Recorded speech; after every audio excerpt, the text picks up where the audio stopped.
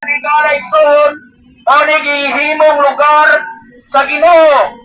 Mao ni na diri ang ginatawag nga mga kahilayan, ang ginatawag nga mga kasakitan, ang tanang mga trahedya nga mahitabo dinhi sa kalibutan o nang matang sa mga ginatawag nga mga kadautan nga mga binuhatan sa mga katawhan. Atong mabadyan higalaigsoon kada adlaw sa social media, daghang mga babae nga gipang-rape, daghang mga lalaki nga gipang-pusil, daghang mga kasadaluhan nga gipang-patay sa pikas grupo nga kasadaluhan. O kini sa higalaigsoon nakabutang ni sa ginatawag nga prophecy nga nakasulat diri sa Biblia nga diha sa Dapok ug Mateo chapter 24 verse 7. Nga diha higalaigsoon nagpatag ang pulong sa Dios. Namingon ang pulong sa Dios higalaigsoon na ang batok nasyon o kingharian batok kingharian o ang mga kamalidad moabot ang mga kasakitan diri sa kalibutan.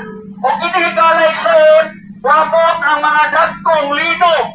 Muna gingon na sa Dapok Mateo chapter 24 verse 7 na moabot ang mga dagkong linog. O kini sa higalaigsoon sa verse 8 mao ni sa ginagingon yang pulong sa Ginoo sinugdanan sa tanang mga kasakitan diri sa kalibutan sa mga katawhan. Higalaigsoon ayaw mo katingala nga moabot ang mga dagkong bagyo, mga dagkong linog, o kini mga ginatawag nga dagkong bubon sa kalibutan. Kay kini siya nakapropesya na diya sa Biblia nga moabot kini sa higalaigsoon tungod kay ang tao nalayo sa presensya sa Ginoo o ang tao nagpuyo sa kalibutan na makasasala o kining kalibutan makasasala muari ang ginatawag nga mao ang yawa o magtintal sa tanang katawhan kay para ang tanang katawhan makaangkol sa ginatawag nga kalaglagan. Pero higalaigsoon ay ginatawag nga good news sa atong nga kinabuhi bisan pa man niyata diyaring kalibutan nga kasakit na ginatawag nga kaluwasan higalaigsoon na ginatawag kaluwasan sa ginatawag nga kahilayan rin sa kalibutan.